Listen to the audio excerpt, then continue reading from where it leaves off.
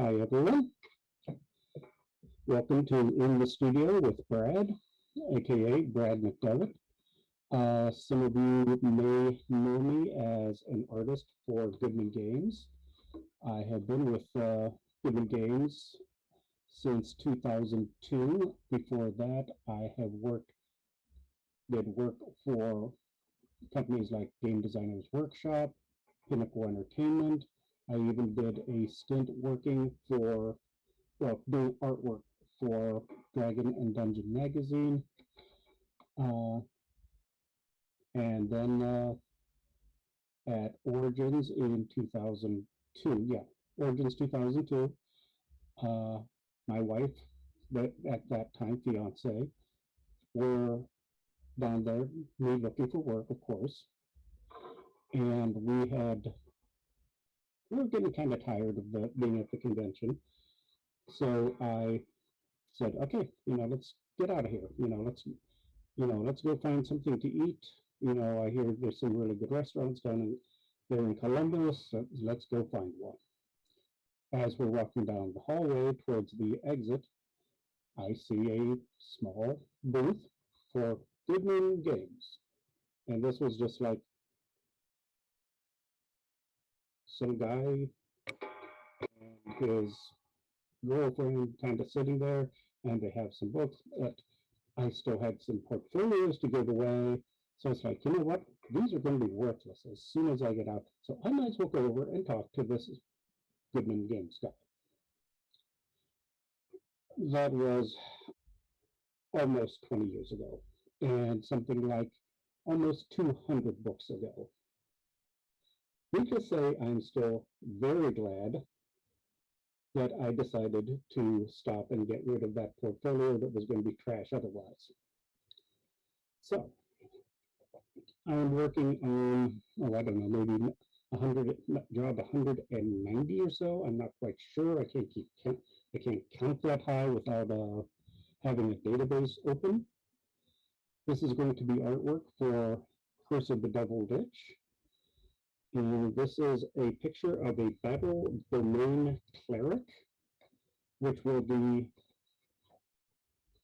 kind of a companion piece to, I think they're supposed to be printed like this, something like this, so that they'll basically be facing each other. That's why the poses are somewhat similar. And I'm going to sit here and I'm going to show you some of the tricks that I do when I am inking.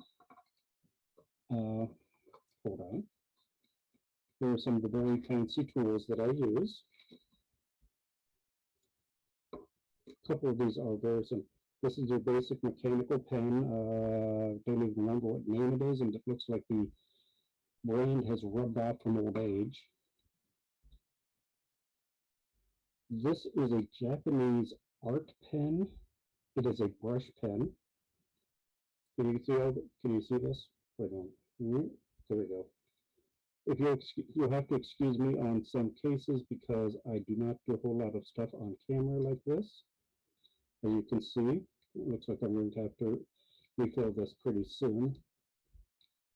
But this is one of my go-to pens.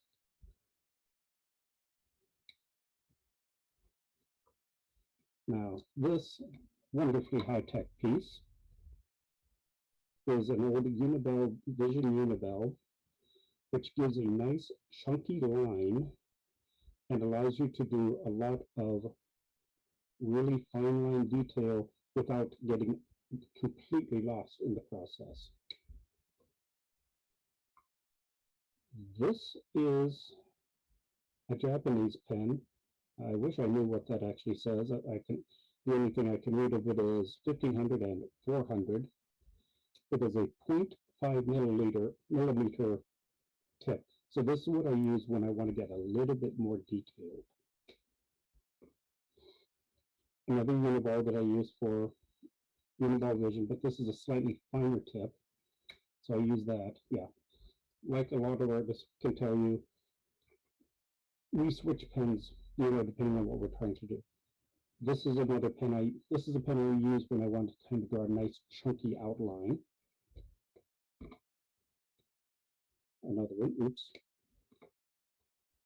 Okay, hold on.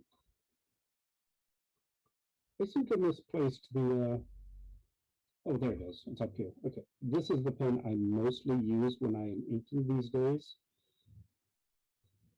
All of these pens are from a company called, I believe, Murasaka. They're out of Japan, and they are incredible, and they are incredibly inexpensive. You can get 6 of them for like $12. It's almost criminal. So here's what I have, and this is a sketch that I did based on the work order from our art director. That this is supposed to be a heavily armored cleric type for a good cause, for I guess it's domains in 5th edition D&D. I have not had time to get delve into 5th edition, so I'm going to have to take the art director's word for it. But what I usually do is he usually gives me the size that the final illustration will be. Then I just get some board and I cut it usually 1 1/4 larger or 1 1/2 times size. So like this will be only 3.6 inches across, but this original that I'm doing is like over 4 inches across. So what I'll do is once I get it all inked and finished, I'll scan it and then I will reduce it, or I'll let him reduce it in his layout program. And the reason I do it larger than that is, 1, it's faster. 2, if I make any mistakes, well, sometimes mistakes just kind of disappear if you shrink them down enough. There we go. See? Anyhow, back. So I do the paper to the right size, and then I do bounding boxes to measure the exact size that I need, or at least the exact proportions I need. I guess I should say more that way. And then I try and come up with a sketch that I think will fit the needs of the illustration. And sometimes there's a little bit of give and take because,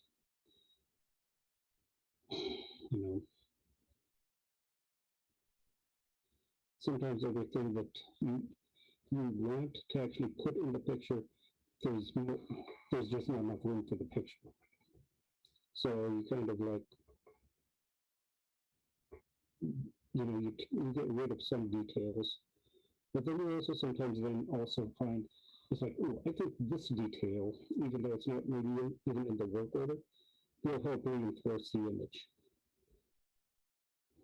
So, once I get all that done, which can take anywhere from half an hour to sometimes 2 hours, depending on, how obsessive you're being.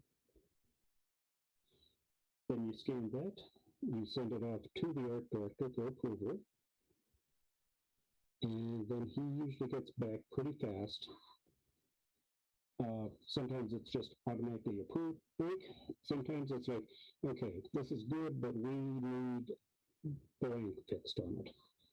So then I usually, depending on what needs to be fixed, I will do that. Sometimes I will rescan it.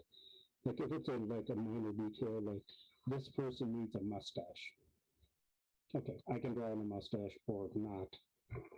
And usually he'll say, "Oh, I don't need to see the revisions. This is good. Just go for it." But quite often, I can pretty much bat it out with the first version of the sketch happily. I guess that's what happens when you've been doing this as long as I have. You kind of get an intuition for what needs to be done. Once it is approved, then it's off to the races. with that collection of pens. And by the way, that's a small portion of my collection of pens. And sometimes the sketches are really tight. Now this is a pretty tight one for me. There have been other times, especially like if I churned out a whole pile of artwork of sketches in a day, the last couple of sketches sometimes aren't a whole lot more than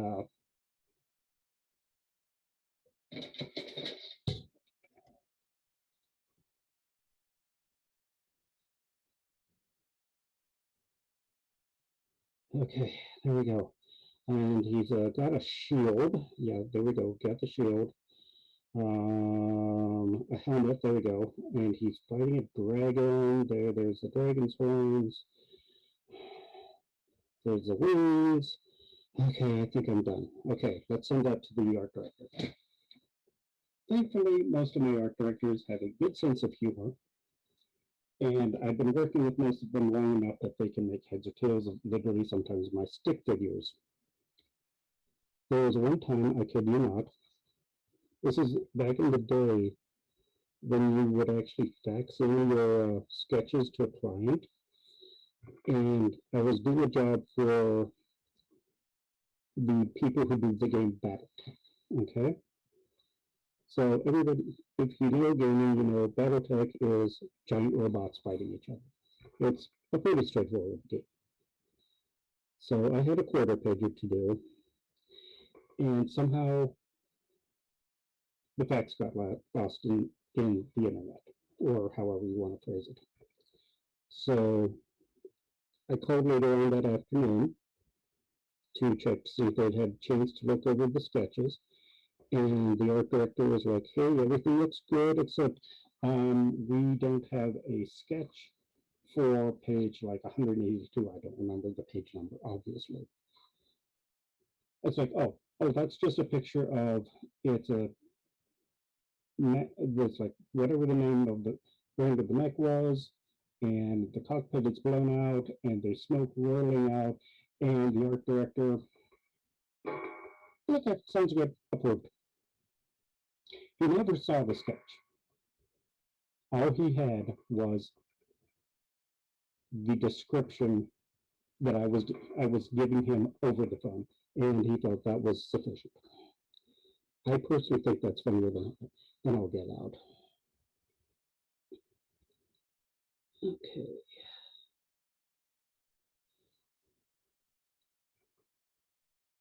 Give me just a second here, folks. There we go.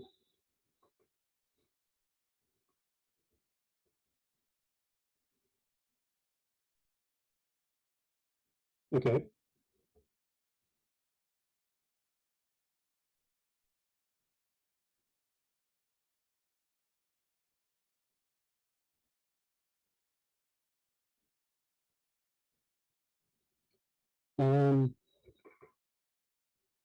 Usually, Matthew, welcome to the studio. Thank you for your question. Some of these have been literally, my wife has seen them when she's been surfing the internet, and it's been like, oh, that looks good. I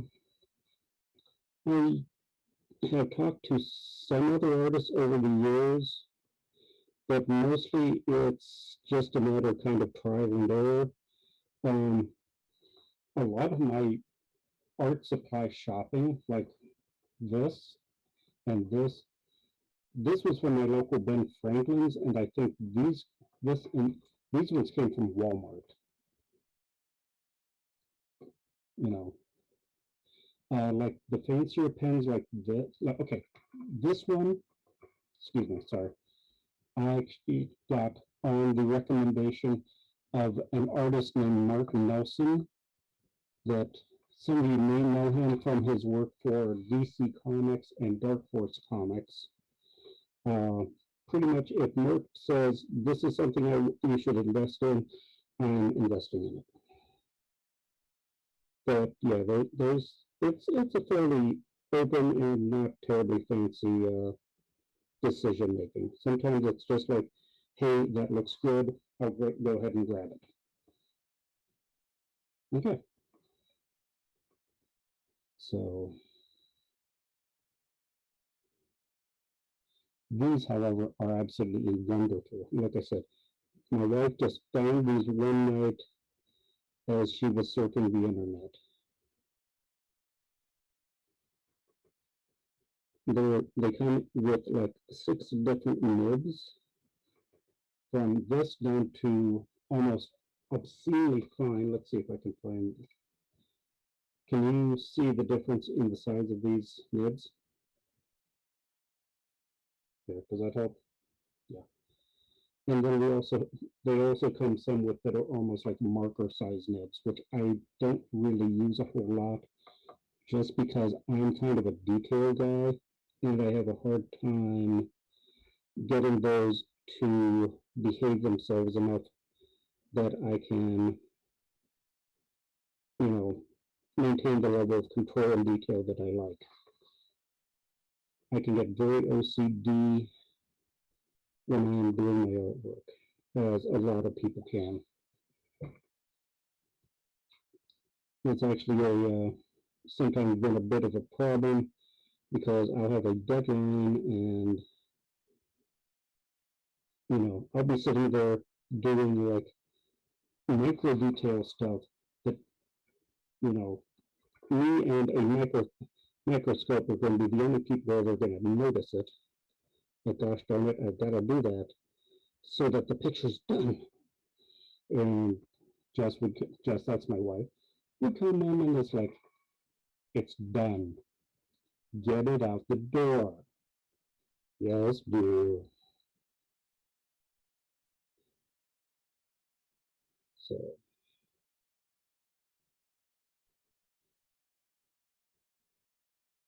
now what I'm doing right now is essentially I'm drawing. It's not quite what you would call contour drawing, but I'll go in later and start filling in with the larger blacks. But I want to get this down first.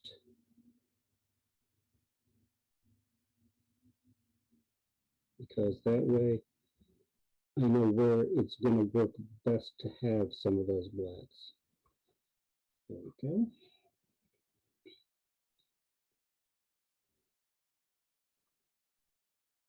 Okay, there we go.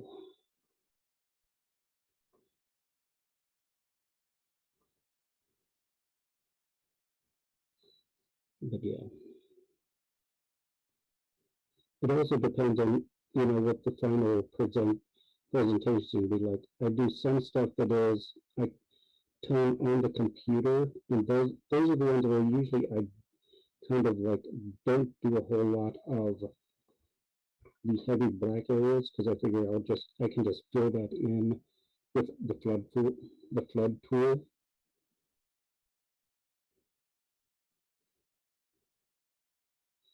Hold on just a second, guys. I'm not used to having to talk this much while I'm trying to draw too. So if it seems like I'm kind of phasing out, sometimes it's because I am.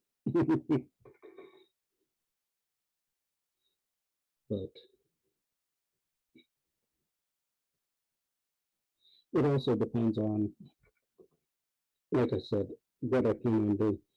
Because some of these I will go very old school illustration and just go absolutely haywire with the cross hatching and such. But I think this one is going to be finalized as a color piece, not exactly a color piece, but what I'm going to do is, of course I grabbed the wrong one. Hold on just a second, guys. I'm having to hunt for pens. There we go. Okay, the one brush I told you about that is where it's a huge, almost like a marker pen, this is one of them. And this is how this one gets used a lot of the time. Rather than putting a lot of stress on the smaller nibs, I just fill in like that. what I will do probably when I get this one done, I will scan it again. Excuse me. And I will clean it up. And then I'll load some colored paper into my printer. And I will reprint this. And then what I will do is I will break out the handy dandy watercolors, and I will start essentially turning this into a painting.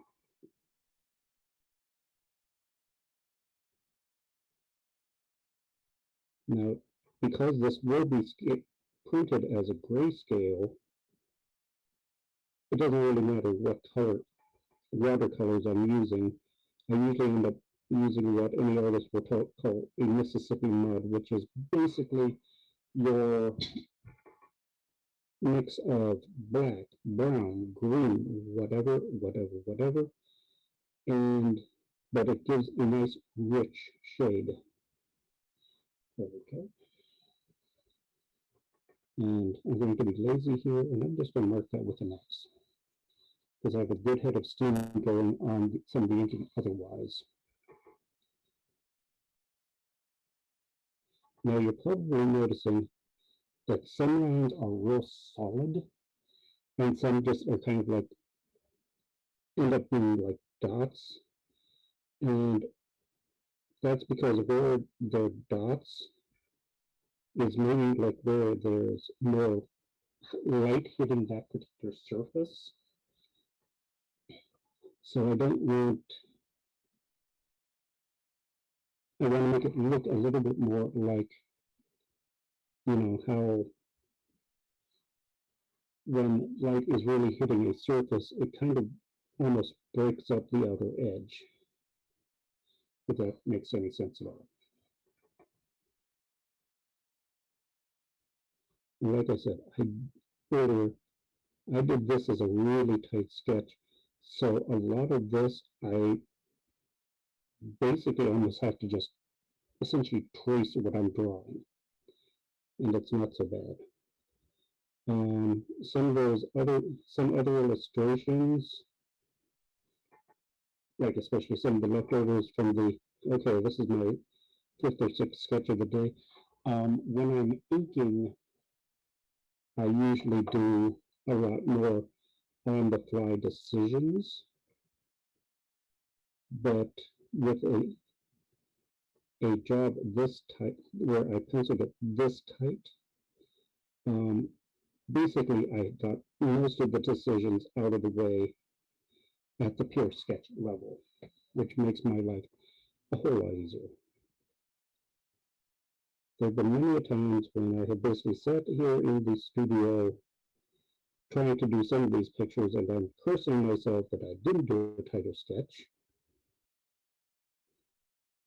At the same time, though, working with a somewhat looser sketch to finalize allows for a little bit more creativity at the end, as opposed to just, okay, what am I doing? You know, okay, I'm shading the rivets. Dun, dun, dun, dun, dun, dun. No big deal. Good, good, good.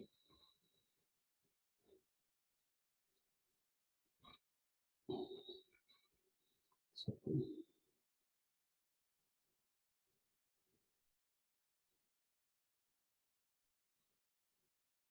what's that?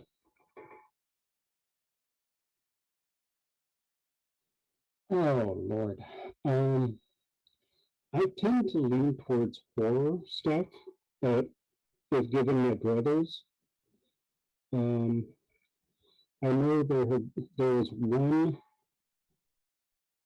piece that I did for I think it was Dungeon Magazine, of a mummy in a, a basement, and even though I did that like uh, over 20 years ago, it is still one of my favorite pieces.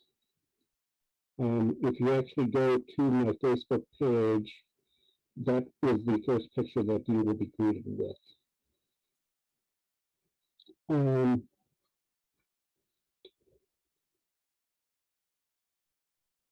So, yeah, that's kind of a hard question because sometimes I just get to the point, I'm churning stuff out so fast that I don't have time to even think about like, what I'm drawing. I mean, what I'm drawing.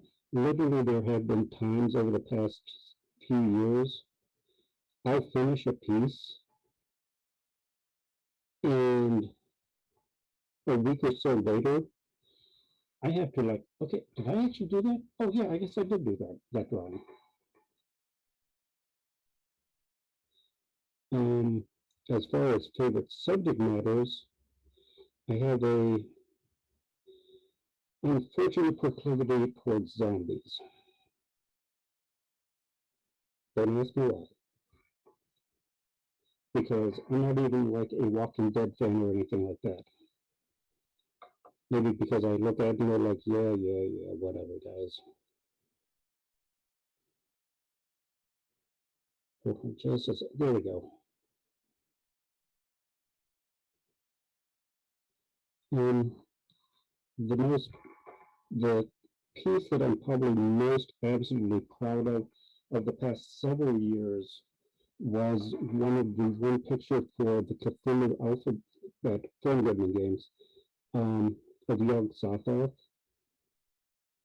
I mean, that was one of those. It's like I didn't even think I could do stuff like this anymore. So, and that's one of the few pictures I actually have. Well, actually, lately I've had more just because I'm vain. But that was one of the few pictures that I actually had up on my studio wall for a long time. There we go. Now, this picture, I'm really happy with how it's turning out. So, I don't know. She might make the cut of getting stuck up on the wall. Okay. Do. So,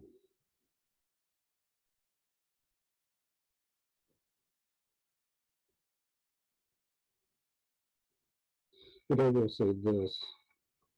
This has definitely been probably the most fun I think most people can have as a career. I've talked to a lot of people over the years who, yeah, they make more money. Am I wigging it around too much? But they're never happy about it. It's like, congratulations, you managed to grab the brass ring of, you know, but are you happy about what you're doing? And I actually had a friend who was pretty wealthy admit to me in one day that he was very envious of me because I managed to be doing exactly what I want to be doing most of the time with sacrifices. There, you know, you don't get to live your dream without having a few nightmares, but it is always worth it when I happen to log on to, you know, like most people, I log on to Facebook, and it always surprises me that people know who I am, and it shouldn't at this point. There was one time, and I kid you not, there was a publisher at Gen Con, and I'm walking around with my portfolio, so I decided it's like time to do the song, the freelancer song and dance, and the publisher was like, "Oh, you're Brad? Oh, good. This saves me some time because I was going to email you like as soon as I got home from the convention to ask you about your availability for work." Needless to say, that was the start of a nice relationship for a while. There was another time, and this this one was really caught me off guard. Um, it was a horror game that looked incredibly cool. So it's like, oh, I want to try and get in on this one. So Gen Con that year comes, and I turned on my happy butt over to the publisher's booth, and I start in with the hello, Mr. Well, fine. I'll tell you, it's Mike Nystro that used to work at TSR and FASA, you know. Anyhow, Mr. Nystro, my name is Brad McDevitt, and I'm a Brad. What? I know who you are. Let's see your stuff. Okay. So, like I said, that still catches me off guard when stuff like that happens. And I would think at this point of the game, it shouldn't, but hey, that's life. Okay. Hold on just a second, guys.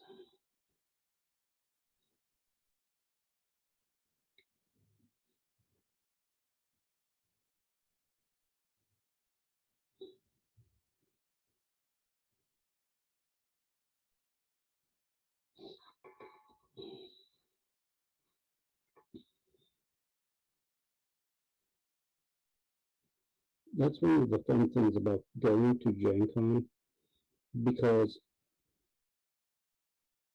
you know these writers' work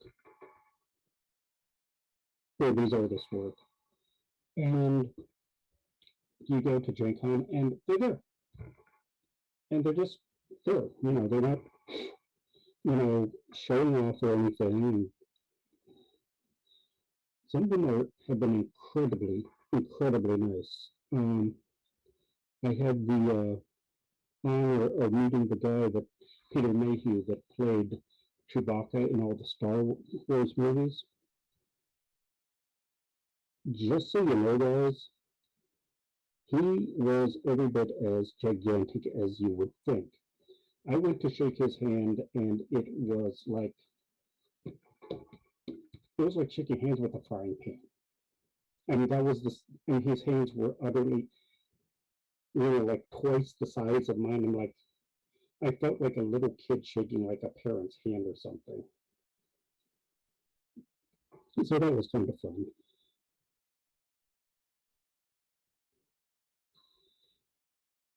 Oh, I forget where I was even going with this. But yeah,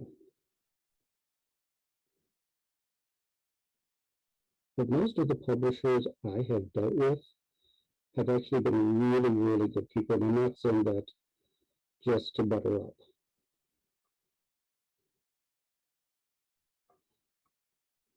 Oh, okay. Hold on just a second. I just got to let my brain reset for just a second here.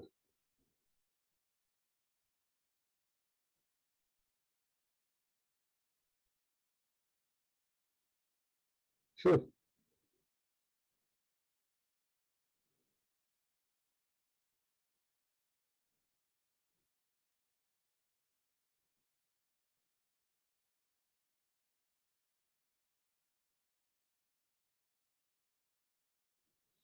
Um, this is called a Murasaka, I believe it's called. My wife found them on Amazon.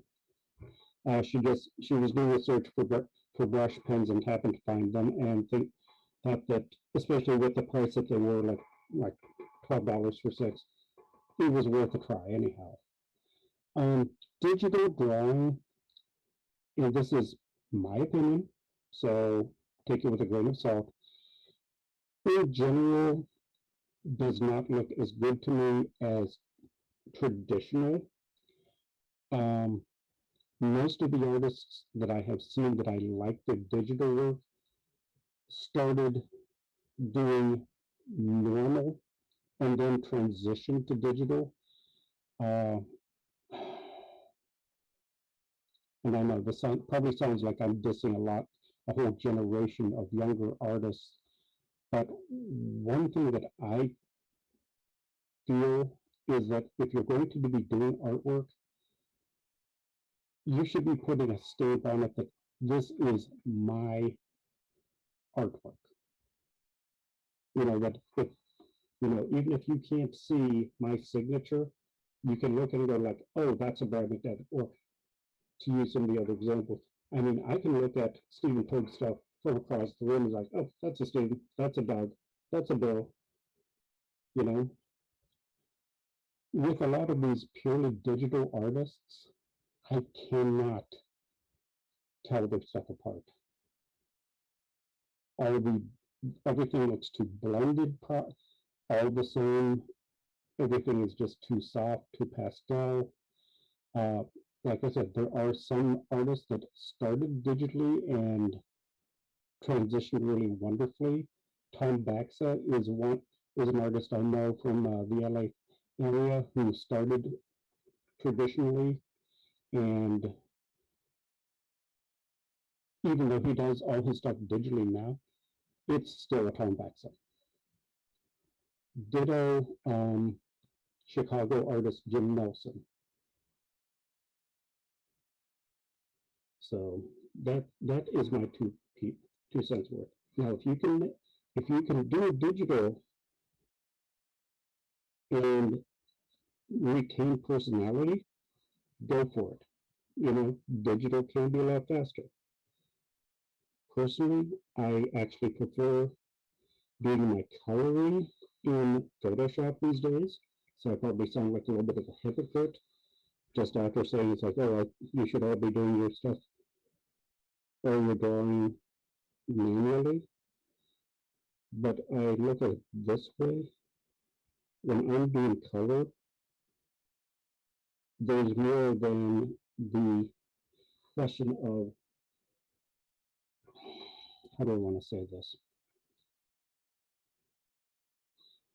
When I'm doing a picture like this, it's a question of black and white, font. When you're doing color, there's literally dozens or hundreds or thousands of decisions you might have to be making. And thus, there's going to be a lot of times where you're not going to make the right decision first grab. That's why when the Control-Z function in Photoshop really earns its keep. So, like I said, if you can do it, go for it. But I personally prefer hand drawing stuff and then maybe coloring it on the computer.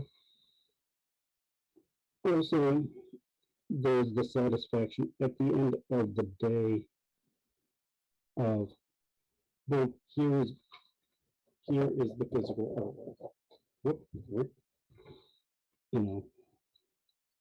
You don't get that with just working digitally. Okay.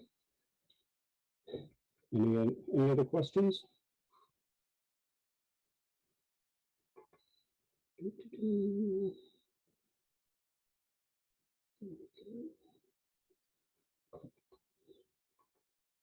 Hold on, I gotta switch pens for just a second here.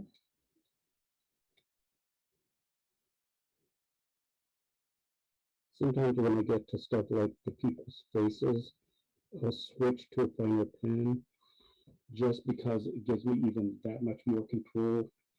And any artist will tell you that if you make a mistake doing somebody's face, boy, you probably ruined the picture right there on the spot.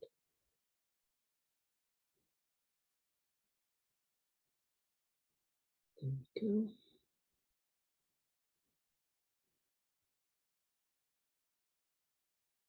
Okay, I kind of thought that we were getting pretty close to the end.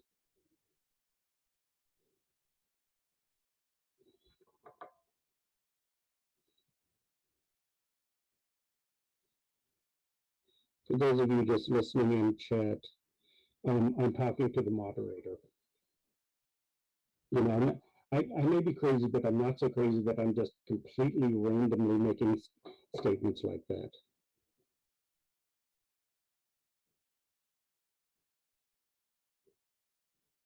Now, when you're inking things like faces, it's really important to be very careful. And it took me years to learn this. You have to be very, very delicate.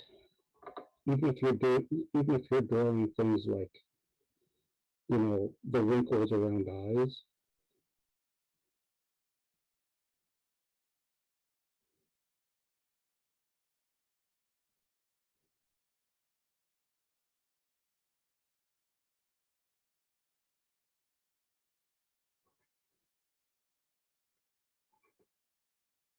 Um, General musculature. I still mess up my muscles sometimes. Actually, even just earlier today, I was working on, hold on, this is a piece I'm doing for a small company out of Illinois, but to do the muscles on the guy with the tentacles here, yes, he looks like a superhero version of Cthulhu. I actually broke out an old bodybuilding magazine to further reference some of the muscles. So, but yeah, some of the, I would say just general anatomy. Come on, there you are.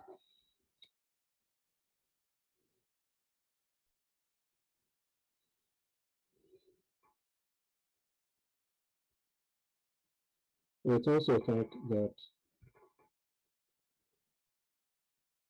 you have to be practicing every day. This is where you really start separating the people who have the desire to actually be a professional from the coffee shop artists. Because I've had far too many friends who were like, I want to work today, but I just don't have time to practice. And I'm like, then they'll get yourself a real world job because you want to get ahead as an artist, be ready for many, many years of work. When I was in college, there were many times on a Saturday night I wanted to go out with my friends. I wanted to go check out the bar scene or go out dancing. But I would stay home and I would work on my artwork or my writing. Kind of did crappy things to my social life, but that was the sacrifice you kind of had to be ready to make if you want to get ahead. There we go.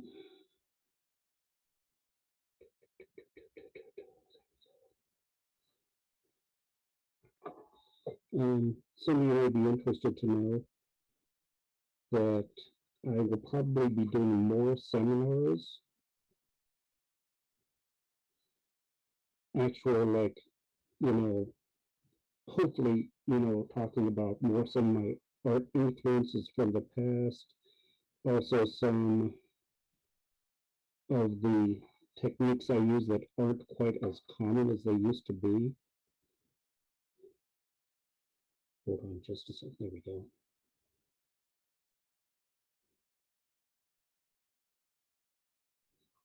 Okay.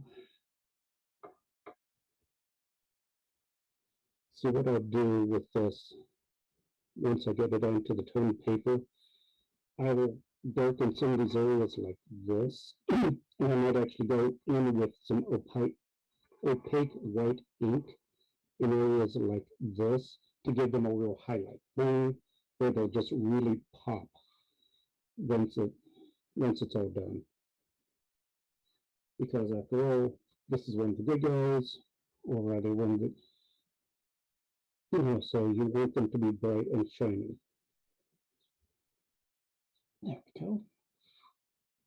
And probably what I'll do, I'll try to make, Mr. Evil Clarence here, I'll try and make his armor a little bit darker, maybe a little bit dingier, not quite as well maintained, maybe, just to kind of push the contrast between the two characters. Here we go.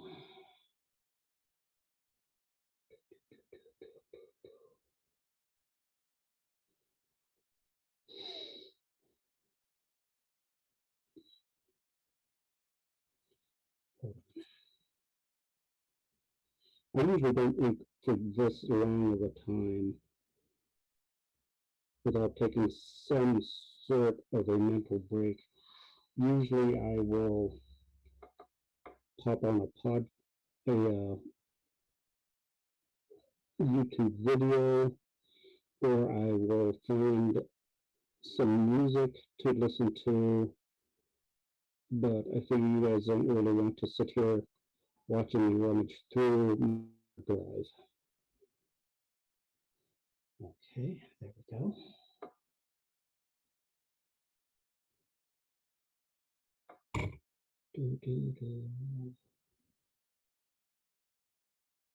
Okay.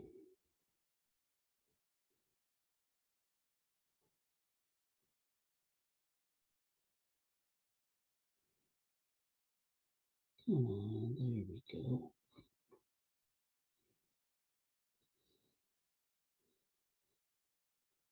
I'm actually pretty happy with how this is turning out.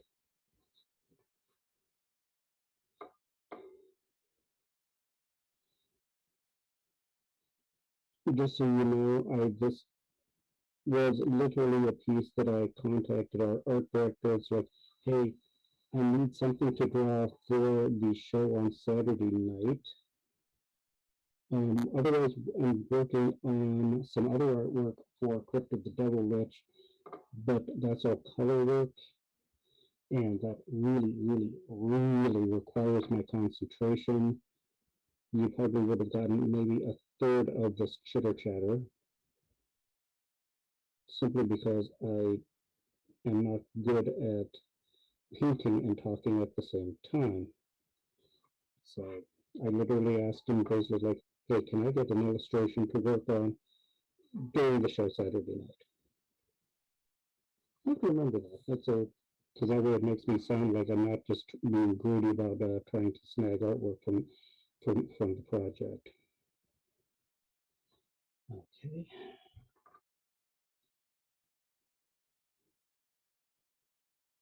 Alrighty. So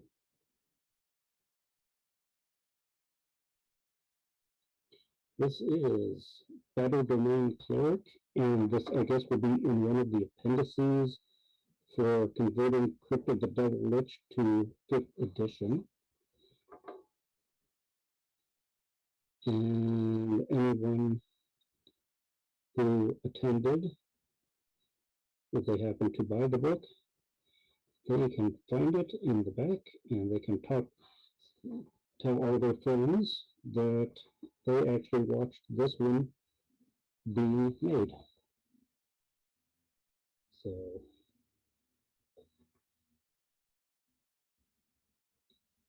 alrighty, how long we got now? Oh, okay. Here I was trying to make. I thought I was wrapping up.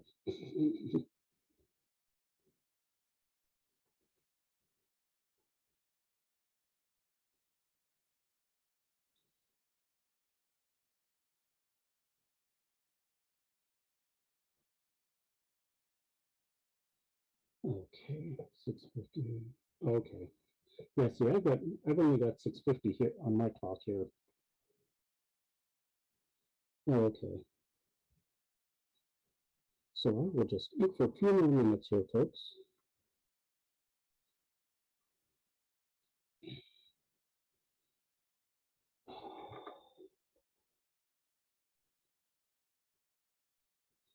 One thing I love to do, and I haven't done it very much with her armor, is I love my textures. I figure this is her favorite Warhammer, so it's probably seeing some use. So I am basically including all sorts of like crunchy details.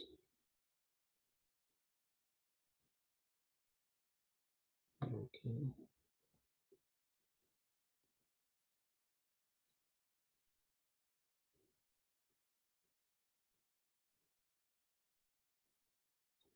There we go.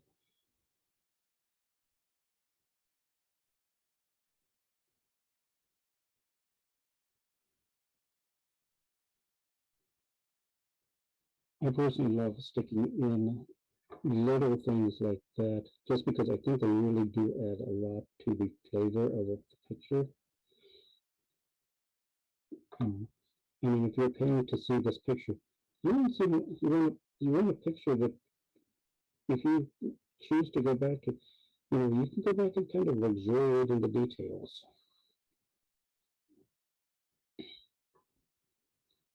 Okay, here we go.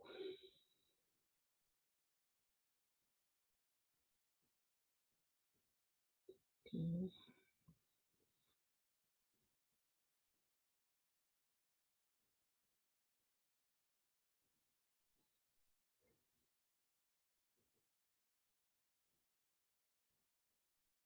All right.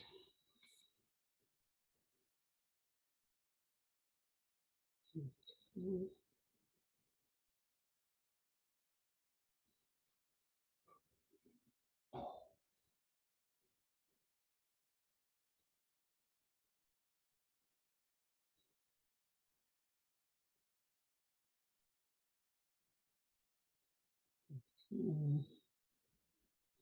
Now, the other guy, or the companion piece to this, his artwork is going to look a lot more fantastical.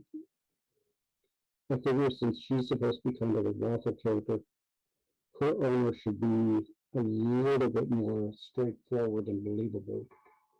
Oh, I'm using my voice on there, folks. My wife will be happy. She can yell at me and I won't be able to yell back at her. Okay.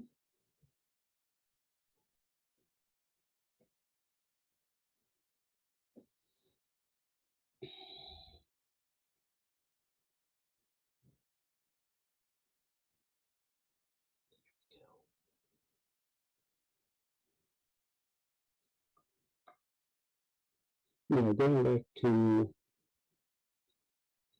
the shading of this thing once I get it paint, I will probably take some of the white ink and go think, just to really make like details like the rivets pop. Oh, excuse me.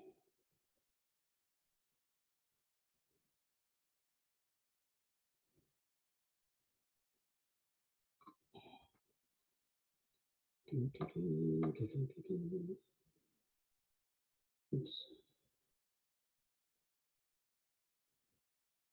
Almost screwed that bit up there. There we go. Hold on just a second. Just trying to figure out what I'm doing here.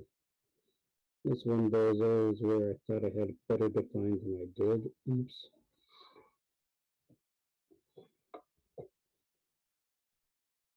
Okay, there we go.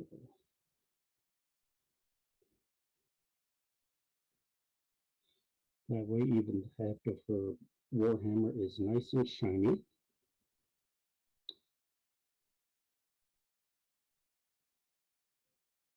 Okay, so there you go, folks. That was in the studio with Brad. Um,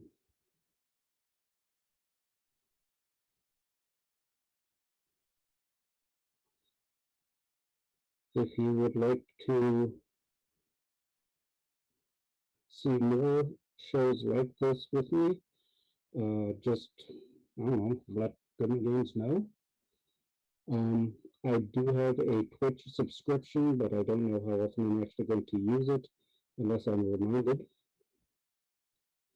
Uh, Otherwise, if you want to follow me on social media, I am at BK McDevitt, BK McDevitt Illustration at Facebook. I'm also on Tumblr under the name Artman. I know lame, but hey, that's life. I'm also available on Twitter under BK McDevitt. Uh, those are my main ones, you know. I hope you have enjoyed this time here. I hope I haven't bored you or offended you in any ways. And I would say that has been a very productive hour. Yeah, no, I'll probably go ahead and get this picture finished this evening after I get off camera here. So thank you for joining me in the studio, and I shall talk to you all some other time. Have a good night.